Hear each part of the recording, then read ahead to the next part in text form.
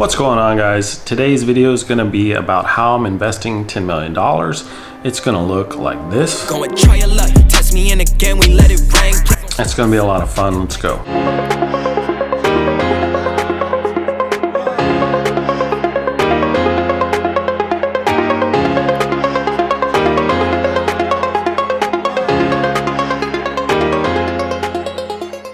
Hi guys, my name is Travis. I make videos that hopefully inspire you to make an investment or start a business. If you already have a business, maybe I can help you make it better. So I recently did a video called Why I'm Selling My Biggest Investment. And if you watch that video, you would have seen that I recently got under contract and will soon sell a piece of property that I bought and put some money into. It had about $5 million into it, and I'm now under contract for $11 million. So as just a little bit of cleanup, I need to explain why the title of this video is Where Would You Invest $10 million if I sold the property for $11 million? So when you sell a piece of property, you're gonna have realtor fees, title policy fees, and lots of little closing costs that add up. The closing cost and realtor fees on this transaction were about $500,000, or they will be about $500,000. So my net will be about $10,500,000. So when I titled the video, it just sounded better to say, where would you invest $10 million than where would you invest $10,500,000? And the intent of this video is to just talk you through the process that I'm going through and what I'm thinking about when I'm looking at where to reinvest this money and all the things that kind of come into play when I'm looking at that. So just jumping right into it, if you're going to invest a large sum of money, you have several different asset classes to choose from. At the end of the day, an asset really does one of three things. It either grows in value, it pays you a dividend of some sort, or it does both, grows in value and pays you a dividend.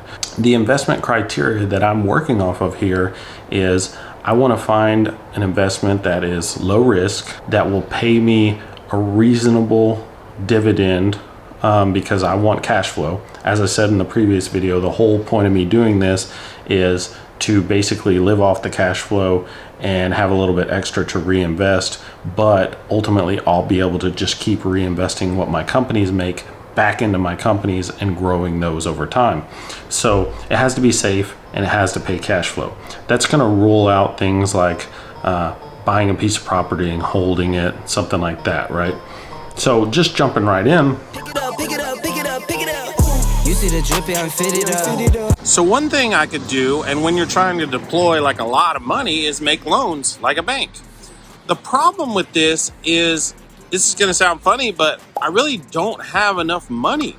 When you're lending out money, even if you can get as much as 8% for that money, you have to have a back office that supports these loans, that makes them, maintains them when people don't pay, send them a letter, all this stuff. So it kind of puts me in a position where I don't have enough money to compete in that space. There's a lot of peer-to-peer lending websites, and I could use one of those, but these are really set up for much smaller amounts of money, and the default rates are high, so that's not something I would be comfortable with, and it doesn't really meet the criteria that I'm trying to hit with this investment. So I could buy bonds. That's a way to get around the back office and the safety factor. You can buy municipal or corporate bonds. And what a bond is basically a loan to a company. But because it goes as a security through the stock market, it's a lot safer and there's a lot more information and it's more regulated, so you know a lot more about it. But the problem really in general with all of this is interest rates are at or near all-time lows and there's just no money in it. Like, if I did this, by the time I went out and found a safe loan or bond I could do that fit me, maybe I could make 3, 4, 5%. And when you factor in inflation, I'm really losing money. So bonds, loans, all that type of stuff is just basically out for me. The stock market is, it's been really good over the last 10 years. It's made people a lot of money. The problem I have with the stock market right now is, number one, it's just really, really high. And when you look at the Federal Reserve, and they're going to stop their tapering program and start trying to raise interest rates to kind of get in front of inflation and slow that down a little bit, it really scares me that we might be at kind of a near-term peak. And so the idea of dumping 10 million bucks into something and then watching it go down, 20% or something, just honestly kind of terrifies me. Being able to turn on a screen every day and see this and go, oh wow, I just lost another 250 grand as this thing goes down. I just don't think it's the best time to enter the stock market right now. Besides, I already have quite a bit of money in the stock market, and you might say, historically the S&P 500 has returned on average 8 to 10%, and just put it in there and forget about it, don't look at it. But the problem with that is it has returned 8 or 10%, but only about 3% of that is the dividend. So I would also have to be pulling cash out of that slowly throughout the year to meet the targets that I'm trying to meet, because I would really only be getting that 3% return. And that's something else I just don't want to do. I want to be able to put some money into something, not worry about it, and then just let it go and have some mailbox money coming in. 6% return on 10 million bucks is $650,000. So that mailbox money coming in will cover all my expenses plus quite a bit more, and it'll really be a home run for me. So the stock market's out for me. The next thing, and in a perfect world, I think this would be my thing, is I would buy a business or start a business. Go and try your luck. Test me in again, we let it rain. Please don't start us up. Got that black and white, that yin and yang. As far as the cash flows go and meeting those targets, I feel pretty comfortable that I could start something that hit at least a 6% return pretty quickly. If I bought a business, generally when you buy a business, you're paying 5 times earnings, which is about a 20% return. So when you invest 10 million bucks, I would be getting, $2 million a year in cash flows. But there's also lots of considerations that you have to think about here. Number one, that 20% return is assuming I don't try to grow the business, which I'm kind of a little junkie for growth, and it's hard for me to believe that I would just scoop money out of it and be happy. I have to set myself up, knowing who I am, that it can't be something that I'm like, I'll just pass on the money, I'm just going to grow this thing. So I don't know if I would actually get a 20% return. But if I reinvested 14% of the money, I could still get the 6% return. That's kind of the bottom end of what I'm targeting.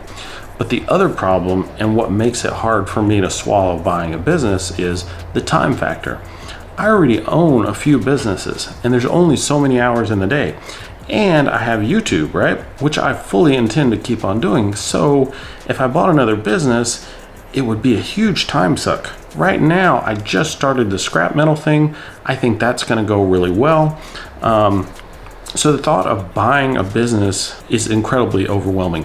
When you buy a business, you have to spend a tremendous amount of time at the business trying to learn about the business, learn what works, what doesn't work, and then you have to spend a lot of time changing the business. I bought a business back in 2017, I think, and I spent a lot of time just trying to understand that business and figure out how to make it work for me. So I think buying a business probably is out for me right now. I also believe I'd rather just start a business if I'm going to do it. When you buy a business, there's so much stuff to unravel and make it different so it works for you.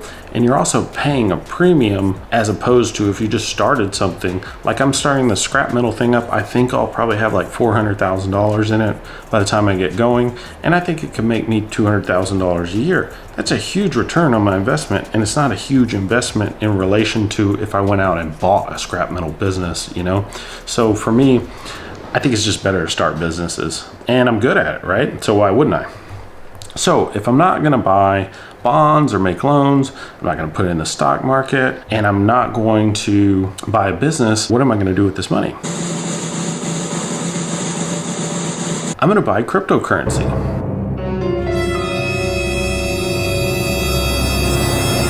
That's a lie. I'm not going to buy cryptocurrency. I don't think you will ever hear me advocate to buy cryptocurrency. If you want to see me do a video about it, comment below. I'll do a video about cryptocurrency and why I just wouldn't put any of my money into that. But that was a joke. I'm not doing cryptocurrency. So what am I doing?